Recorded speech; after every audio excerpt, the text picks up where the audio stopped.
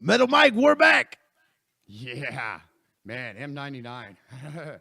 What a way to round out your playlist, though. I would love to hear any of you guys out there, hear your responses to my playlists. If you have suggestions, I'm so open for suggestions. I try to keep it organic all the way through. Sometimes I'm all over the place. Sometimes my mind's really been in the heavy music this week, so I figured that's where I'd go with it. Here's what I love about your playlist. Your playlist breaks the monotony, and I don't want to say monotony man, that is it's nothing monotonous. but a compliment. Thank you, Will. Oh, dude, check this out. I hear your phone buzzing. What? Yeah, man. Uh-oh. Oh, yeah, here we go. What's up, brother? How's it going, man? Dude, I am finer than a couple goddamn frog hairs. Everybody, I promised it. It's here. It's even early, man. Our brother from another mother, Ian D from Nothing, man. What's going on, dude? Not much, man. How's it going? Happy Friday to you. Happy Friday to you too, man. So you were working, huh? Yeah, I was pulled a double shift today, so Gotta I'm make, no sleep. gotta make never that sleep money. tonight. Gotta Yeah. make that money, brother. For real. Absolutely. Were you listening up to the show up to this point? Sorry, what was that? Have you heard the show up to this point? I mean, have you heard us on? Have you listened to us? No, I have not actually. It's okay. I haven't- We're not I'm- going to be heard or nothing. He's working all the damn time. Yeah, no, and I get that. I Right. get that. Taking all of his time out to call us. This is our third interview tonight, man. And I mean, I'll be honest with you, this was one of the interviews I was looking forward to the most, honestly. Dude, I've been trying to get Ian. We've been trying to collaborate since Rocktoberfest about getting Ian on. So, Ian, That was a good time. That was a good time, that Rocktoberfest. That was dude, historic. we had man. a blast. Historic. It was raining, cats and dogs, and you guys still came out there and just delivered, man. And I Well, it was crazy because we, it was outside, and then Jeff said he prayed beforehand, and then as soon as we go on and start storming, I thought it was pretty cool, man. I mean, poor old Tommy, he got shocked, oh wow. but it was pretty cool special effects, if you ask me. Dude, I got the shit shocked out of me, Ian, when you guys went to the back of the stage and Jeffrey handed me that microphone to take to Waylon, and I had to talk for a minute. As soon as my that microphone hit my lips, it shocked the shit out of me, and I figured out why, man. There was a junction box, like a power junction box, that was turned over on its side, and it was in about a half inch of standing water. You're not supposed to deep throat the microphone, man. Shut up, dick. Dude, it shocked the shit out of me, man. So Rocktoberfest was good. It was a great time, and it was really great to see you guys, man. And it was awesome to meet all of you, man. Yeah. And me and you talk a lot, dude, and you're like a brother to me. Let's talk about Nothing for a minute, man. How did you find yourself in a band with Jeffrey Nothing? That's kind of crazy, man. What is it, 28? I don't even know what year it is. It's almost 2019, man. It's flying by.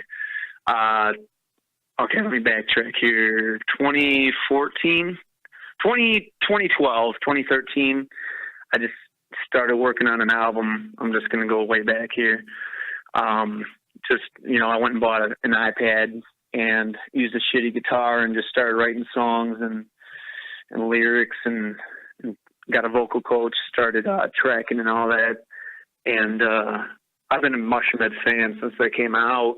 I remember I had the Double X T-shirt, man. I don't know where it went. I had it, though, when the album came out. This is sweet. So basically, I just, Jeff was on Facebook, and we'd been friends, and he's just a down-to-earth dude. And so after writing X amount of songs, I was just kind of I got a hold of him. It was right before their latest album came out, I think Righteous and the Butterfly, and I was like, man, I'm really excited about this album. I'm a huge fan. I just wondered if you wouldn't mind listening to a couple tracks. And he was like, yeah, send them over. So long story short, we kind of shot the shit back and forth, and I ended up running into him when he played in my hometown of Grand Rapids up in Michigan. And, we talked about collaborating. So, he was so cool. He let us pick him up from the tour bus and then take him over to my buddy's house where I had my little, rig set up, and he recorded it. His part on the song I had written with with the lyrics. We kind of collaborated on the lyrics, and then after that, he gave me his number, and then we just kind of went from there. And that was. Did you ever think for a second that this is where it would end up, man? Absolutely not, man. Yeah, isn't that awesome? It's like I said, he's one of my favorite vocalists. I mean, I love his voice. It's awesome. Legendary. And, not only that, but he's just such a cool and down-to-earth dude. It's like, holy shit, I never once for a second thought that. And he really, truly is, man. Him and his wife both are just such great people, man. Yeah. And Tommy Church awesome. Tommy Church is really cool. Waylon's cool. All of you guys, man, are just super cool, man. And it's really cool. But you got a lot of irons in the fire musically, man. I mean, you do the Nothing thing, and you got a couple other projects going on too, right? Yep. Tommy and I, we have a project called Skin, which is, I mean, honestly, it basically was to teach me how to scream properly, and then it just kind of took off. So we have about 10 tracks recorded for that, and that's just straight up pissed off Pantera, Lamb of God style thrash metal. That's what's up. And then we got one or two other projects that we recorded a while back, and we have so much music that's there. It's just finding out the right time to release it and making it sound right, because it's permanent art. Once you release it, you can't take it back. Right. There's no do-overs. There's not. And in this day and age of social media, it's like, all right, I mean, if you're going to take it seriously, you got to be on top of your game, because you can't erase that, once it's on YouTube or Facebook or anything. Right. And that's what we were talking about off the air tonight, man. The show before us ran a little bit late, and so I didn't have time to really get all my shit together before we went on the air. And I feel like I'm struggling tonight, but Metal Mike's like, no, man, you're doing fine. And I'm like, no, man, I suck. And I'm the one who's lost tonight. And as an artist, because what we do is a form of art, man. We come on this goddamn show and we make it rock all across the world. And we got to bring our A game, dude, to keep the numbers up and keep listeners engaged. So I'm my own worst critic. You know what I mean? Oh, absolutely, man. I look at videos, I'm like, man, I want to do this differently. And Rocktoberfest, that was our first show, and so I was watching that like a hawk. It was your first show. I asked Big Will earlier. Was that their first show together? I mean, it didn't seem like it, but no, it didn't. It kind of. I was curious just to ask the question. I'm glad you brought that up, dude. That was thank you. It was our first time.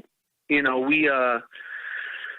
I don't know if all of us in the band are perfectionists, so it's just kind of like we want to take as much time as possible. But Noah, our drummer, I mean, he's amazing. He lives out in L.A. and then Tommy's currently in North Carolina right now, and so you guys got Kaylor on bass, right? Yeah, Kaylor's a beast on the bass, Great man. guy. And he's got those long flowing locks. I have the slight urge to just snuggle on those locks, man. He'll keep you warm on the road. Between him and Noah, dude, it's just like it's all hair on the van we rent or whatever. It's just like hair everywhere. You guys, so Noah, man, he's busy. Over the last week, me and him have been talking a lot, and he actually sent me, some mastered versions of the two Nothing tracks that are out now, Fragile Mind and Dead Space, Dead Inside. And dude, that guy is busy as shit with all the music that he's involved with. Oh, he's crazy, man. He's got 2 record labels going right now with a number of bands signed to him, like worldwide. What's the name of the labels? It's Zombie Shark Records, and I believe it's Swimming with Shark Records. Yeah, Swimming with Sharks. Yep. Okay, well, I mean, what's the label itself? Like what's it called? So I can check it out. It's Zombie Shark Records and Swimming with Sharks. Yeah. Okay, cool. But dude, he's super busy. Super cool cat though, man. Always takes the time to respond to emails and shit, man. And that's what I love about you guys' entire camp, man. Is like, hell, I'll just randomly just be talking to Jeff, just in the middle of the day. Just be like, hey, what's up, man? He's like, nothing, dude. What are you doing? Shit. This is cool shit. And you the same, dude. Like, every time I've reached out to you, you're just like, man, you just down to chat, and it's cool shit. Well, it's just like, I don't know, man. Like, Jeff, like I said, he's one of my favorite vocalists. So, like, the thought of, like, man, I'm in a band with Jeffrey Nothing. It never goes away. And Tommy Church too, man. Like he's just, I mean, that dude's just a powerhouse. Like he never sleeps. He doesn't eat. I'm like, dude, let's go to the gym. He's like, nah, I got to write this track. I'm like, all right, dude. And so like, he doesn't stop. He just continues like working with these dudes. And then Noah, who, you know, he was in Motograder, he's in the Browning, you know, he's played over in Germany and all this crazy stuff. It's just like, man, this is, you know, I just try to keep my mouth shut a lot of the time and just kind of learn from these dudes who have been doing it for years. You know, that's my thing. Like, you honestly have your own presence on stage when you're up there, man. Seriously, don't ever doubt yourself. The one thing that I definitely want to compliment, you know, you on is you know, stepping onto that stage, like you said, stepping onto that stage with all that experience, brother, and the way that you and Jeff work together vocally is absolutely nothing shy of a fucking amazing, man. I mean, your vocal tracks, dude. I love your vocal tracks, Ian.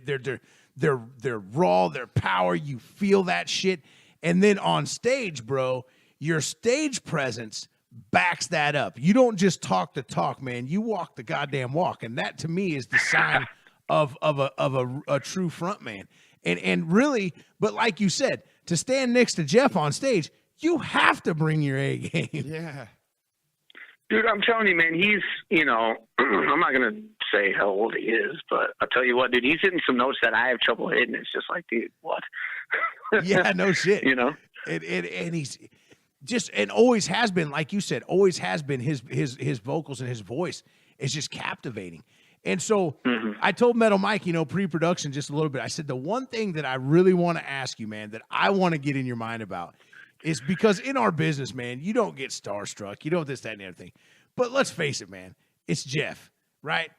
Yeah. How cool is it to wake up every day and be able to say, I'm in a goddamn band with Jeff, you know, and Tommy and Noah.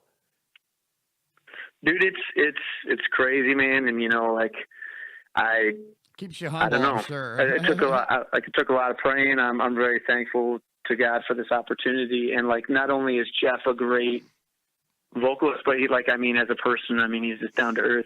He's been a great mentor, a great, you know, kind of like guiding voice in a variety of different subjects. And Tommy too, man, like, you know, it started out as a, kind of a business transaction, so to speak, you know, because as an artist, you know, you don't want to just, it's like Heath Ledger says in The Dark Knight, if you're good at something, don't do it for free. And, you know, I don't think that we should expect anyone to do it for free. And so you know, but anyways, you it's can't like eat ramen noodles all the time, man.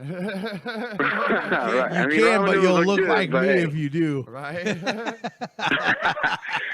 But, you know, we somewhere along the line, a friendship was developed, and I'm very thankful. Like, these are dudes that I know I'll be friends with my entire life, and that's the thing about, like, everyone in this band, like Kaylor, Noah, Tommy, and Jeff, like, we're all just, like, we do it for the love of the music. We do it for the passion. Like, I mean, I don't know. We all click. We all get along really good, too, and we, you know, like, Kaylor is Jeff's nephew, and Tommy and Jeff played a number of years together in Mushroomhead, and then, you know, Noah came along, and he's a goof, man. Like, he's got some stand-up stuff out there. It's just hilarious. That guy's cool as shit, though, man. He is. He's fucking hilarious.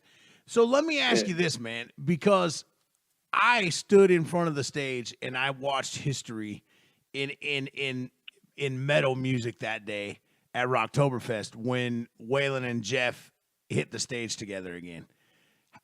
From your standpoint, man, and being an old school Mushroomhead fan, how cool was it to stand on that stage, man, and know that you're that close to that and watch that happen? It was cool. It was very cool. I love A Killer's Confession, man. They put on a hell of a show, Man. and their album's awesome. Waylon, is, dude, oh my God. he came out looking like a fucking Jedi, man. He looked like an alien. Have you checked out? You've heard that Reanimated that they just Yeah, it's dropped good, in. man. He's got a killer voice. we had Waylon on a couple weeks before that, right before Thanksgiving. He came on and was Sometimes on the it's air a with little us. hard to wrap your head around the redneck accent he has. It's beautiful. Don't get me wrong, but I mean, like, it's like, wow, this is Waylon Rivas. And he was telling us then, he's Yeah. like, dude, he's like, just wait until you hear this shit. Like, it's something that we've never done before. People thought I was crazy. And he's like, you know what I said? Piss on you guys. I'm doing it, because I feel it and I love it. And I know I'm a little slow, and I just messaged him, yesterday. I'm like, dude, I know I'm a little slow, but Reanimated's badass, dude. That's a good track for sure, man. And like he's got a real badass scream. He's got a killer voice and a good stage presence, man. Like I've always been a fan of frontmen that carry that badass. I don't know what you want to call it, but like Phil Anselmo is one of my favorite. Randy Blythe from Lamb of God, dude. Like, What do you think of I mean, Mike he's Patton? skinny, but What do you think? yeah, well, he's like Randy's skinny, but he makes skinny look badass. I mean, like the Philadelphia DVD is one of my favorite all-time live DVDs, and he just looks pissed. Right. He like comes out and he's like looking at the floor, like why is the floor on the floor? And Waylon kind of has that same thing, dude. Like he just, and so I don't know. These dudes are. But listen, man, when I tell you this, and this is from the outside looking in, and just something that I want to say to you personally, Ian. Don't discredit yourself from that. If you look at, you can put yourself in that picture with those guys, because the way you carry yourself on stage, dude, is of that caliber.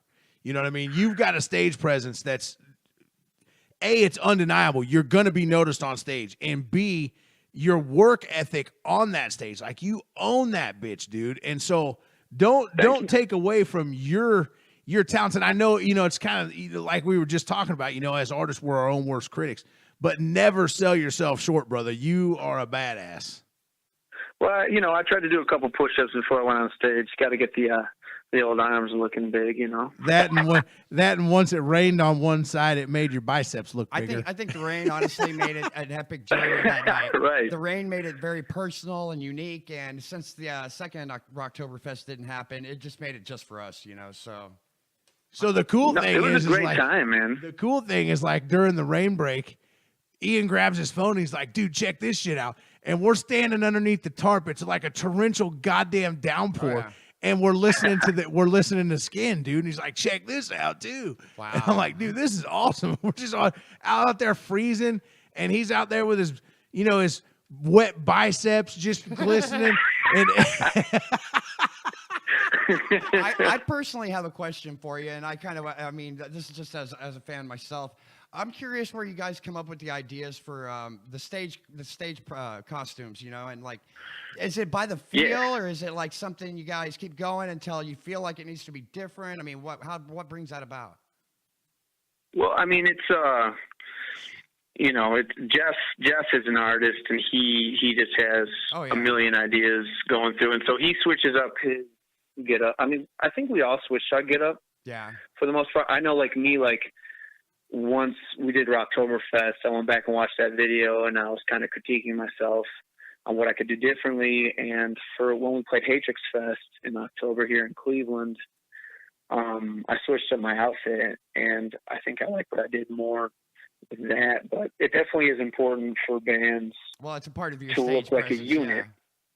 Yeah, because I mean, you can't have one dude, I don't know, wearing a yellow rainbow shirt and another dude wearing a freaking come out with white pantyhose and red shades on your head. Nobody's coming out there with a dildo on their head claiming they're a unicorn, so you're good, man. Right. That's actually a good idea, man. I might do that for the next show.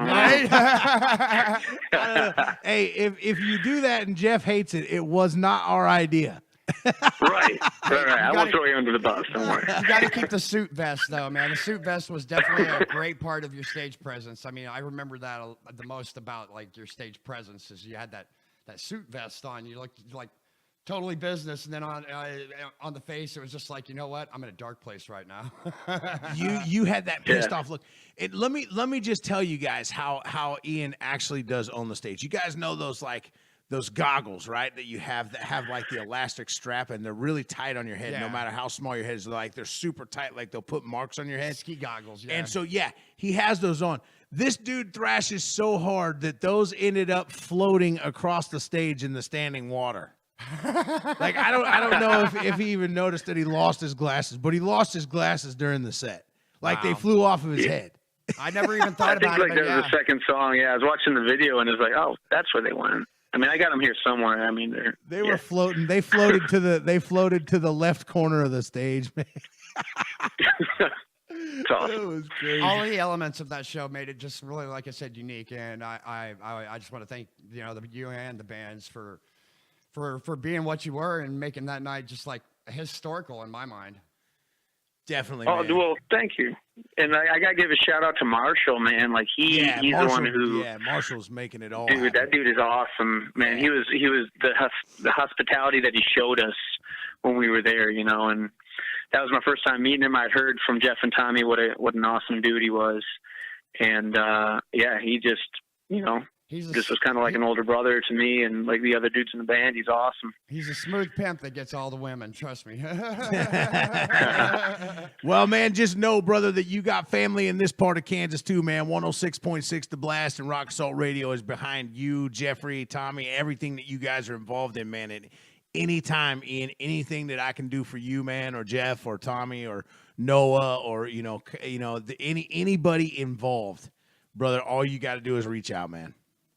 I appreciate that, man. The hospitality was great down there. That was my first time going to Kansas, and we'll have to bring you down to it was Wichita and great. show you how we party down here. We'll have to get you. Yeah, we'll Hell have to yeah. get you to Wichita, man. Oh, yeah. Get you to the big city. A lot of people think, redneck, middle of the country. And we are rednecks. We're the Redneck Metal Mafia. By the way, you've just joined a cult, more or Yeah, less. you didn't hang up on us, so you're part of the Redneck Metal Mafia now. How does that feel?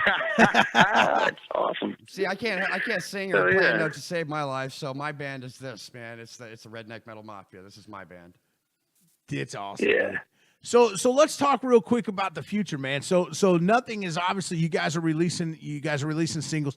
Any plans on a new full length or any kind of tours coming up that you can talk about in 2019? We're playing Connecticut and Massachusetts. I don't know if it's in that order. In January here on the 11th and the 12th. We're playing with a band called Dead by Wednesday and a couple other bands. I got a friend up in Boston that might come to a show like that. Hell yeah.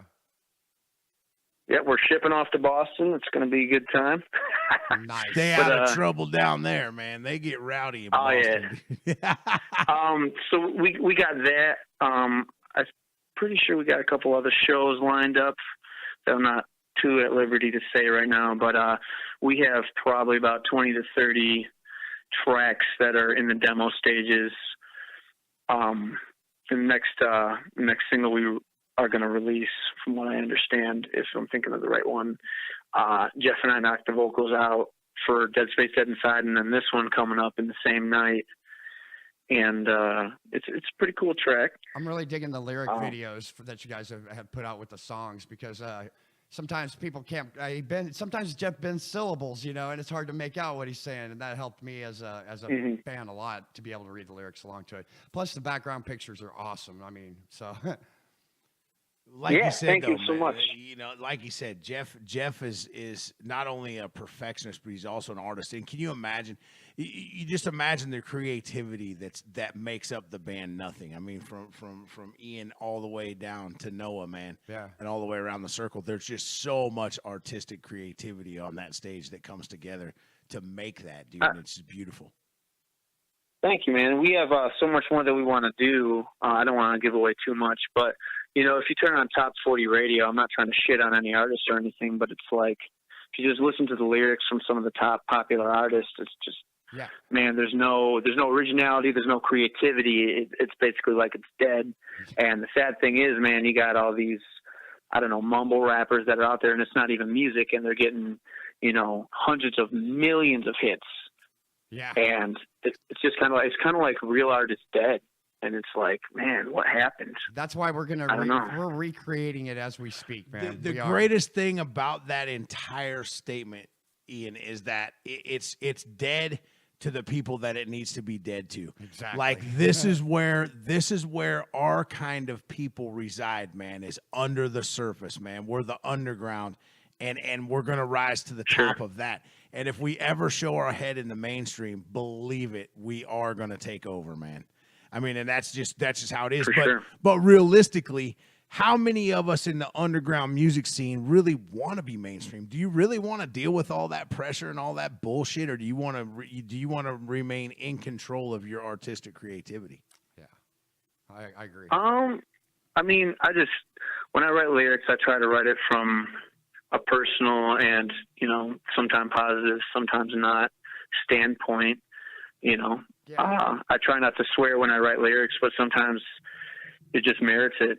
And I feel like I'll do all the that's swearing. Okay. I'll do all the swearing for you. Yeah, but sometimes that separates it from just being a statement to having passion and conviction behind it. I mean, absolutely. I mean, like dropping the F-bomb. Like, I mean, what are you going to say when you stub your toe? Right. But like, what I'm saying is sometimes, like just saying fuck. It just encapsulates exactly what you're feeling. There's so many things it could mean by the way you say it. I love it, man. Well, and the thing about it is that, to not use swear words, like, okay, so we were talking about rappers. Let's take Will Smith, for example. I don't trust people that don't. Will Smith's never cussed on a record. Jiggy with it. He's never cussed on a record. And he's one of the highest grossing rappers ever. Why? Because he's intelligent. And he knows how to phrase things to where people can still feel it without having to cussing for the movies, man. Yeah, but to that point though, it does show artistic creativity to shy away from that, because in our language as a whole, it's so prevalent. It's like slang is the biggest part of our language. That's why it's so hard for other people to learn. Like, could you imagine? Absolutely. Could you imagine taking a modern English course on Rosetta Stone, dude? Like, these people have to listen to it overseas or somewhere and be like, these cats are really, truly cowboys over there, man. We have one word. Well, dude, I mean, like the lingo that people are like, the kids these days, like the squad's on fleek. It's lit, fam. Like, right. I don't, what are you saying? What does that mean? Like, my son, I don't understand. I think you met my son at Rocktoberfest. He's 12 going on 13, thinks he's 30. And he's kind of, he doesn't really get too involved in all that. But, when he's around his friends, he's the hipster because he's the popular kid, and everybody likes him. So he's that guy. And I'm like, dude, do you realize how dumb you sound? He says, Dad, have you listened to you? I mean, have you listened to one of your radio shows? That's awesome. You shut up. I'm cool. No, absolutely. But I mean, like, going back to what I said before about swearing, I mean, like, artists like, Eminem is one of the big stars on the planet of all time. And like, he swears a lot, but I feel like he does it in context. And for example, the Skin record, we have probably about 10 songs, and I swear on like maybe one, but I mean, I don't know. It's like I said, it's just super pissed off thrash. It's good is what it is. It's good. And you need to send me some Skin tracks, dude. Yo, bring that shit to Wichita. Oh yeah, absolutely. We got 2 songs on YouTube. We got a track called Under My Skin and another track called Black Star, which we shot the video ourselves. It's me, Tommy, and Kaylor. But for the majority of it, I tried not to swear. But then there's this one track I'm just like, you know what, dude, we need to pump this thing full of F-bombs, and we just need to go to town, because that's just because that's what people are gonna buy. So, dude, check it out. Like, the thing about it is, yeah, dude, as soon as we hang up, I'm going to text you my email address, dude. If you can send me some Skin tracks, that'd be awesome. I'll add them to regular rotation. For sure. Appreciate it. Listen, what else do you want to say, man? We got a couple minutes.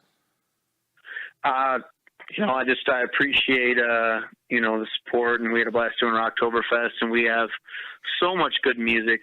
I moved down to Cleveland from Grand Rapids, Michigan. It'll be 3 years in February. And then for the majority of that time, I was just going over to Tommy's studio, and we were just writing music and recording it and writing. I mean, like I said earlier, the dude never stops.